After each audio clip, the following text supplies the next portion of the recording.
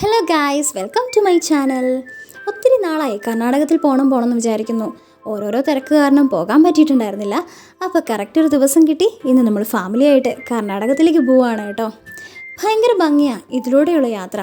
കാടും പിന്നെ ഒരുപാട് മൃഗങ്ങളും, ആന, കാട്ടുപോത്ത്, മാൻ, അങ്ങനെ. പിന്നെ നിങ്ങൾ ചിലർ ശ്രദ്ധിച്ചിട്ടുണ്ടോ, അവർ ഈ മൃഗങ്ങളെയൊക്കെ കാണാൻ വരും, ആസ്വദിക്കും, പോകും. പക്ഷെ ചിലരോ ഇവരെ കാണും, ഒന്ന് ഡിസ്റ്റർബ് ചെയ്യും, പോകും. പക്ഷേ ഈ ദേഷ്യം മുഴുവൻ ഇവർ തീർക്കുന്നതോ പുറകിൽ വരുന്നവരോടായിരിക്കും. വിഷയത്തിൽ നിന്ന് തെന്നി മാറിയല്ലേ. പിന്നെ നമ്മൾ എത്തിയത് ഇഞ്ചി സ്ഥലത്തായിരുന്നു.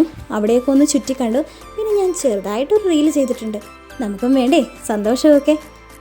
ഈ കാണുന്നത് എന്താണെന്ന് ചിലർക്കൊക്കെ മനസ്സിലായിട്ടുണ്ടാവും അല്ലേ. ഇതാണ് പരുത്തി.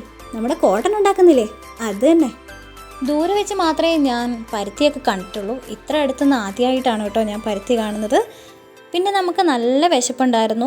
ഇതിനുശേഷം നമ്മൾ നേരെ പോയത് ഇന്ത്യൻ റെസ്റ്റോറൻറ്റിലേക്കാണ്. നമ്മൾ ഇടയ്ക്കിടയ്ക്ക് വരുമ്പോൾ പോകാറുള്ളത് ഈ റെസ്റ്റോറൻറ്റിൽ തന്നെയാണ്. അത്യാവശ്യം നല്ല സ്വാദിഷ്ടമായ ഫുഡ് തന്നെയാണ് ഇവിടുത്തെ. നമ്മൾ പറഞ്ഞത് ചോറായിരുന്നു, നല്ല ഫുഡായിരുന്നു. പിന്നെ അതിന് ശേഷം തനുവിന് ഐസ്ക്രീം വാങ്ങിക്കൊടുത്തു. ഒരുപാട് നാളായി തനുവിന് ഐസ്ക്രീമൊക്കെ വാങ്ങിക്കൊടുത്തിട്ട്. അപ്പോൾ തനു ആസ്വദിച്ച് കഴിച്ചുകൊണ്ടിരിക്കുകയാണ്. പിന്നെ നമ്മൾ നേരെ പോയത് ബന്ദിത്തോട്ടം കാണാനായിരുന്നു. ഇച്ചാനെ കുറച്ച് നാളായിട്ട് ഞാൻ വല്ലാണ്ട് ഡിസ്റ്റർബ് ചെയ്തുകൊണ്ടിരിക്കുന്ന കാര്യങ്ങളിലൊന്ന് ഇതാണ് കേട്ടോ. ഇച്ചാ ബന്ദിത്തോട്ടം കാണാൻ പോവാം, എന്നിട്ട് എനിക്ക് അതിൻ്റെ നടക്കുന്ന ഫോട്ടോ എടുക്കണം, പിന്നെ റീൽ എടുക്കണം. നോക്കാമെന്നൊക്കെ പറഞ്ഞ് കൂട്ടിക്കൊണ്ട് പോയതാണ്. ഭയങ്കര ഭംഗിയായിരുന്നു അത് കാണാൻ. ഇച്ച അറിയുന്ന ആളായതുകൊണ്ട് തന്നെ നമുക്ക് അതിൻ്റെ ഉള്ളിൽ കയറാനും പിന്നെ ആ ബന്ദി പറിക്കാനൊക്കെയുള്ള പെർമിഷൻ കിട്ടിയിട്ടുണ്ടായിരുന്നു. പിന്നെ ഈ കൊച്ചിനെ കണ്ടോ, അവന് ഭയങ്കര നാണം വരുമായിരുന്നു, പാവല്ലേ. പിന്നെ ഈ ആൾക്കാരൊക്കെ ഭയങ്കര പാവങ്ങളായിരുന്നു കേട്ടോ, ഭയങ്കര സ്നേഹമായിരുന്നു. അത് കണ്ടപ്പോൾ തൊട്ട് അമ്മയ്ക്ക് അവരുടെ കൂടെ പൂ പറിക്കണമെന്ന് ഭയങ്കര ആഗ്രഹമായിരുന്നു. അങ്ങനെ അമ്മ നല്ല ഉത്സാഹിച്ച് പൂ പറിച്ചുകൊണ്ടിരിക്കുകയാണ്, കൂടെ ഞാനും. അതിനുശേഷം നമ്മൾ മെയിനായിട്ട് വന്നത് എന്തിനാ, റീലെടുക്കാൻ തന്നെ.